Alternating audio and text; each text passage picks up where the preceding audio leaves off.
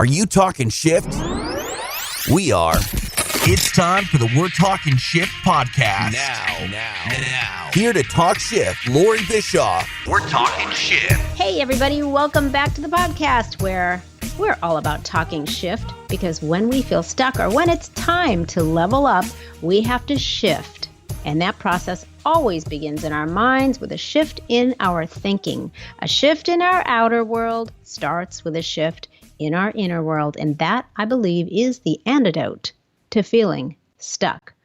Today on episode number 55, I'm going to be sharing RelationSHIFT tip number 9. We're going to be talking about the perils of keeping score in your relationship. Now, if you want to have a healthy, mature, loving relationship or marriage, you have to refrain from keeping score. I know this is hard for a lot of people, but keeping score, let's just clarify that first. That is when one or both people in the relationship keep track of who's doing what, how often they're doing it, and if it's fair. You could imagine it going something like, well, I've been doing blank and blank and blank for weeks or months now or forever, and you haven't done any of those things. Often it's about the distribution of chores and other responsibilities that need to be tended to for the business of our lives to run smoothly. And that's not a bad thing. It's just about the score. And often this kind of bleeds over into the emotional part of the relationship too. And if we're not careful, it can turn into like a habitual barter system. It's like a demand for an even exchange. I'm only going to give if I get in return.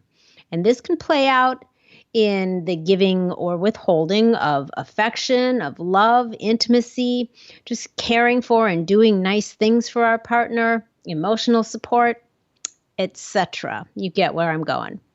Nothing kills a relationship like keeping a constant scorecard. No one wants to be told that they're falling short based on rules and scorecards that they may not even know exist. So let's break down some reasons point by point about why keeping score is stupid. Are you ready to tackle this with me, TJ? Oh, I am, and I feel like actually talking about why keeping score is stupid is sort of stupid because it seems so obvious. But I think a lot of people need to be reminded of that. We talk about how life is a game, the game of life. Well, in the game of life, there is no scoreboard. There really isn't. And I think that when it comes to looking at what you're doing compared to what your partner is doing, there's no issue, I think, with keeping score in the sense of, am I doing enough? Am I doing my part in the relationship? But if you're doing enough and if you're doing your part, it really doesn't have anything to do with what your partner is doing. It's whether or not you're able to optimize your own life to keep up your own sort of, goals and do your parts and your duties and your roles. And like, I don't know, like I've definitely been guilty of keeping score in the sense of like handing off chores to one another. My wife will have a conversation of like, I did this, so can you do that? I think that's fine. But when it comes to like, oh, you cheated on me with my cousin, so I'm going to fool around with your sister. Like, I've heard that logic before, Loree. And it's so confusing to me. Like, how does a human being think this way? Right. Well, and you'd be surprised at how many people, the majority, I would even go so far as to say, have their relationship, I guess the way that they give and exchange love is kind of based on a barter system. What happens with people is they're at this, it's not the highest form of love, which is very difficult for most people to achieve. I mean, that's kind of like, the most unconditional of unconditional loving. And that's kind of something that all humans, are striving toward. But most people get into and play in that place of a barter system within the context of their relationship. And you can certainly have a lasting relationship if you have that kind of a dynamic going on, but it won't be very fulfilling. You won't be 100% happy. But most people play in that field, and they may not call it a scorecard, but that's kind of what a barter system is. It is, I'm going to give if you give to me. And what happens is when people start to feel like they're not getting what they feel they need and or deserve in return, if it's not being reciprocated, then they start to withhold. I'm no longer going to give because I'm not getting anything in return. You see where I'm going with that? So Sure. I mean, I think the right word that you said is reciprocated, and I think there, I think there are reciprocals in any relationship that need to be met, but that's not the foundation of deciding whether or not you're going to be what your partner or what you want to be for your partner. Like it's not you do this for me, I'll do this for you. It's sort of an unspoken thing. That's why you guys are together to begin with, right? Like, like we make each other better. Well, that's the idea, but it's easy to get lost in translation, so to speak, when, you're really when you're in the throes of the relationship and now you are dealing with the task of, living under one roof together and all the things that come along with building a life together and managing a home and perhaps a family. So, well, we'll see. We'll just break it down. Let's talk about some things that are common, that are a bad idea, and we'll go from there. So, for starters, keeping score. It's just not very nice. It's kind of mean. It's sort of like you're shining a light on all of the ways that you decide your partner is dropping the ball and not holding up their end of a bargain. So the message that you send then is like you're not good enough or you're in the wrong, and that's a demerit for you. So like it's kind of like, okay, I'm watching you and you're screwing up and I'm keeping track of these. So that's point number one right there. And trust me, it does happen. Point number two is keeping score is micromanaging, and nobody likes to be micromanaged. It's like treating your partner like a child, like you're going to parent them. And that's really patronizing and annoying. Your partner may not be doing the same things that you do, like equally, like for instance, domestic chores, or, they may not be doing them in the same way, but they may be doing things that the other person isn't. So, things balance out if we recognize that we all have our own strengths and proclivities, and we allow ourselves to find a comfortable balance in that. Like if we're talking, TJ, about domestic chores, I'm sure you guys have this too.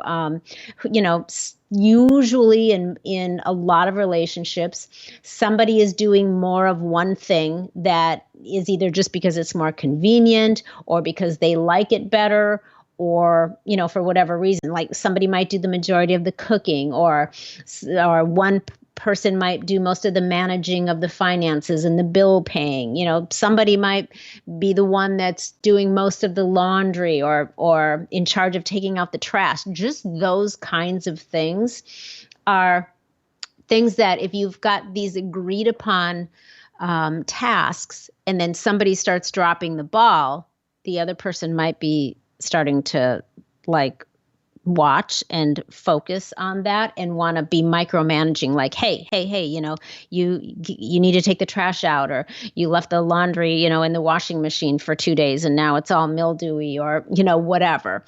Do you know what I'm saying? Oh, 100%. Yeah. No, I'm right there with you. I completely get it. Like I know when we go to Ikea and we buy like a stupid table that's going to break in 3 months, because it seems like all Ikea furniture does. Like my wife's going to put that together, But if we buy a computer, I'm going to make sure the computer runs and I'm going to show her how to work it. Like we split up those chores, but yeah. Yeah, exactly. Like I'm I'm the person in our house too that puts everything together. I'm the puzzle person. So anything that needs to be assembled and requires tools, that's my job. Uh, and but then there's times like, for example, somebody might have their job, so to speak. And then sometimes they drop the ball or they forget or something happens to disrupt the routine. And what can happen is people can start to be thinking, okay, you're not doing your stuff, so I'm not going to do mine. And they don't give them the benefit of the doubt. And we have to, everybody drops the ball every now and then, but intention matters, right? So you have to stop rather than immediately going to judgment and criticizing, you have to think about, okay, was this just, good intentions, but things got in the way, or something came up to interrupt the usual routine, and cut your partner some slack. I think that's a big part of it. I mean, a lot of times, like our schedules, Eric's gone all the time. He's just his work takes him away all the time. I get to work from home, so naturally, it's easier for me to kind of keep track of making sure inventory is stocked, cupboards are full and laundry is getting done, that kind of thing.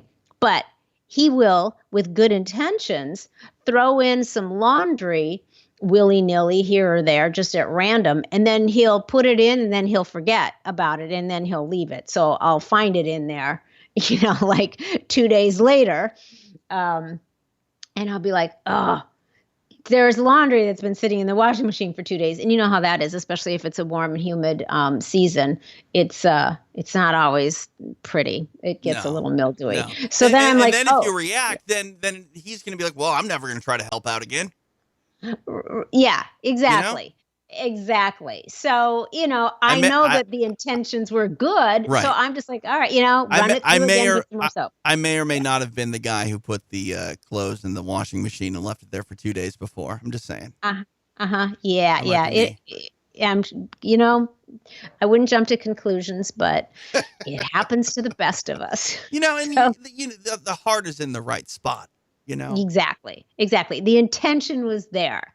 So we got to keep that in mind, because it's easy for us to know our own intentions about things and then not judge ourselves when we forget something. But we have a tendency to judge other people on their behavior and forget to look at what their real intentions may have been. Right. And one thing that I'm thinking of, when someone keeps score and then they bring it up to you and it's being presented to you like, look, you're not doing your part. I do my part. Here's X, Y, and Z.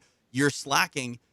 It's really unfair to the person that you confront that way, because odds are, I think most of the time, they just didn't realize, like, oh, I'm sorry I wasn't helping out here. I'm sorry I've let this slide a little bit. Like, it's one thing to sort of be told, hey, look, can you please help? It's another thing to be told, look, I'm keeping, track of every little thing that you do poorly and how I do everything right. Now you feel defensive on two fronts. Like, one, like, hey, I didn't mean to make a mistake. I'm sorry for that. And then two, why are you attacking me and keeping score? That's not fair. I didn't know we were playing a game here.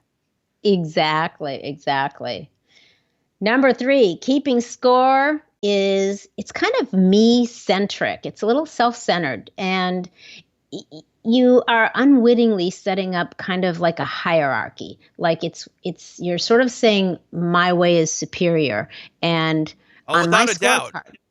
I mean, especially because no one's going to keep score and be like, hey, I'm not doing enough around here. Like, you don't ever look at the scoreboard and bring it up when your score is lower than your partner's. You know what I mean? Yeah. Like, right.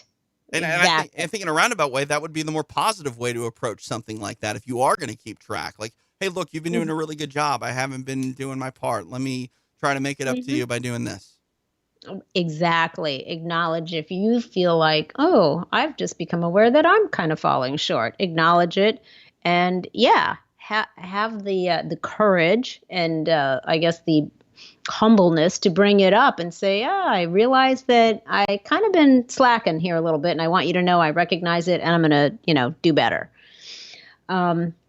Okay, next point. It makes your own contributions a little insincere because if you're keeping score, because you're expecting something in return. So it's kind of like you're testing to see if they reciprocate and pass the test, or if they don't and then they fail. So rather than doing something for the pure joy of contributing and fostering flow, in the relationship and in your lifestyle, you've transformed it again back into a barter system. I'm going to do this only if I get, something in return. And that's great for flea markets, but not for lovers. I love Not that. at all. That is great Yeah. for flea markets and not for lovers. Yes. Right? Very much. Right? Yeah. All right. It keeps your focus in the wrong place. It's now you're looking at, and you've got your attention on what your partner is doing wrong rather than right. So, keeping score requires vigilance, so you don't miss anything that they did wrong. And here's the thing, guess what? When we're in that mindset, we always find what we're looking for. So if we're looking for something to be wrong, if we're looking for them to screw up, we'll find it, even if we have to distort the truth and our perception to do it. So beware of that, because that's just sort of the way life goes. We'll find what we're looking for if we want to find it bad enough. And on another point, if that's what your deal is, my God, how exhausting is that? Your attention is focused on what's the next wrong move he or she is going to do. And let me make sure I don't miss it. 100%. I completely agree with you. I hate to say this, but we keep bringing things up and you keep calling them points. And when we're not keeping score, maybe we should have taken a different verb for that. Oh, the irony. Yes. Okay, here's another observation. Is it kind of better? Yeah. All right. Keeping score is divisive. So score, just obviously it relates to and indicates competing teams. And you know how I feel about that. We've talked about this in a lot of our conversations. You and your partner, you want to be on the same team. And you're not on the same team in your mind if you are, or your partner is keeping score. It doesn't work that way, right? I mean, that happens when there's a competition. Right. Yeah. I mean, you're not keeping like one score of like, hey, honey, we did it. We're 9 points up. Mm-hmm. It's you versus me, which that's not what a relationship is. That's a rivalry. Exactly. Yeah. You're creating division and moving away from unity and the what's the word I'm looking for? Just the harmony and the benefit of the whole idea of being one whole unit. Yeah, that's probably a good way to say it. Keeping score is just playing out a very petty and immature approach to a relationship, and it will set you up for failure. It's child's play, and a relationship will eventually devolve with that kind of approach rather than grow and evolve. So I think, anybody that is really sincerely wanting their relationship to continue to evolve, to grow, to become closer, that is something that you want to stay away from. And if you've found yourself or your partner starting to do that a little bit or sensed it, catch it and, turn away from that. Pivot away, get rid of the scorecard, because it's going to take you down the opposite way that you want to go. So I guess, again, I can't stress this enough. It's a team mindset. A team mindset is great, but only when you make sure that you're staying on the same team and not cultivating an atmosphere of opposition. Opposing teams keep score. And when they engage with the other team, there's a winner and a loser. And that will destroy your relationship. So we need to recognize that we all have different strengths and weaknesses, as well as different schedules. We contribute to the relationship in different ways. So smart couples who strive to set themselves up for a happy, successful relationship take those things into consideration. I like in our household, I may do more cooking in the kitchen, but Eric's in charge of the outdoor cooking. We've got one of those big green eggs, and I have really no desire and zero interest in learning how to cook on that thing. I don't care. I don't want to. You and Eric sound exactly like me and my wife. Like it's the exact same way. Like you put together the IKEA furniture. Yep. I do the grilling and the smoking and the Right? barbecuing. Yeah. Yeah. So I do most of the in-kitchen stuff, and if there's outdoor stuff to be done, he does that. And that's fine. We're good with that. I love to vacuum. I love to vacuum. I find it very therapeutic, but I hate washing the floors. Eric doesn't mind it, so he washes the floors that require washing. He's good at it. I mean, and that's the thing too. It's like you're essentially in a roundabout way doing things where it's like, oh, look, you do this, I do that, but it's better when it's not a spoken thing, right? Like I love cleaning the bathroom. I don't know why. Maybe I'm the only person on the planet that enjoys cleaning the bathroom, but I enjoy cleaning the bathroom. And if I stopped cleaning the bathroom, it would probably be a problem. And if my wife brought it up to me, I would go, you're right. I probably do need to clean the bathroom. But if she came at me like, look, I keep putting together this IKEA furniture that we keep buying because it mysteriously keeps breaking after 3 months. You're not cleaning the bathroom. I'm not going to put together the IKEA furniture anymore. Then it's a problem. You know what I mean? Yeah. Yeah. Man, totally. I really hope IKEA never wants to sponsor this show. Right? Because you've made several points about that now. I keep buying the stuff, so they have a customer in me. Yeah. On the other hand, we love our big green egg. That thing is awesome. It is a game changer when it comes to cooking, and I am so happy that my husband absolutely loves it and has really become quite the master of it. Okay, anyway. So healthy relationship maintenance is something that we need to cultivate. Have your agreed upon tasks or the things that you've agreed, whether you've actually had a conversation or it's just sort of somehow that's just become your norm. But have those things that you each have taken responsibility for, but don't be so rigid about it that you start penalizing your partner if they drop the ball. The act of scorekeeping and counting is damaging because it implies a lack of trust and the assumption that your partner doesn't care or even maybe has negative intentions. If scorekeeping is something that's become a habit in your relationship, as always, the antidote for creating a new experience is to shift. So, number one, ditch the scorekeeping and the barter system and commit to supporting your partner. Team members strategize to work together because they know that when they do, the entire team benefits. Give without the expectation of, hey, there's always, going to be sometimes when there's not going to be an equal exchange. So give without the expectation that there will be. And when you know something needs to be done, just do it. I mean, if your partner usually takes out the trash and that's become the routine and there's been a couple days where they've forgotten, don't be like that person that's going to get all twisted up and start letting it just overflow to make a point. If the trash needs to go out, just take the trash out and forget about it. But then don't be like, oh, by the way, you forgot to take the trash out again and I did it again. You don't have to throw it in your partner's face. So keep that in mind. Give for the joy of giving. True giving doesn't have strings attached to it. And when you give for the joy of giving with no strings attached, it infuses the relationship with good vibes and the unspoken message that we're in this together. Have appreciation for all that your significant other is doing right.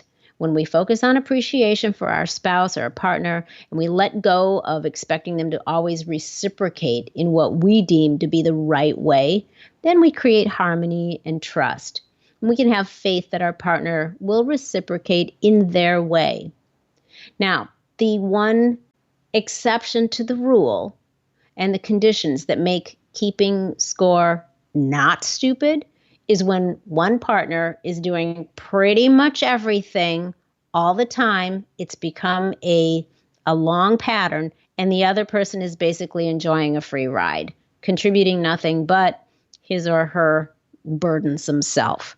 That is when a score might matter, and someone perhaps needs to be shown the door.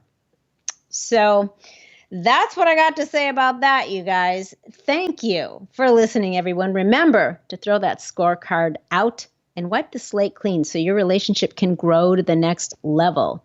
Unless, of course, you deem your partner to be a life-sucking freeloader, in which case you might want to make a different kind of shift and grow on without them. Only you can decide. May the force be with you. I'm super grateful that you spent some of your valuable time hanging out with me today. It would really mean a lot if you take a quick second to subscribe if you haven't already, and give me a rating, please. I would love that. If you're trying to make some shift happen in your life, or you have some relation shifting going on that you could use a little help with, you can find out what private coaching with me is all about on LoreeBischoff.com. And of course, connect with me on any of the social media platforms. So until next week, stay feisty, my friends, and go make some shift happen. That goes for you too, Gary V. The preceding podcast was a TJ DeSantis production. Comments, questions, and inquiries can be directed to DeSantisProd@gmail.com.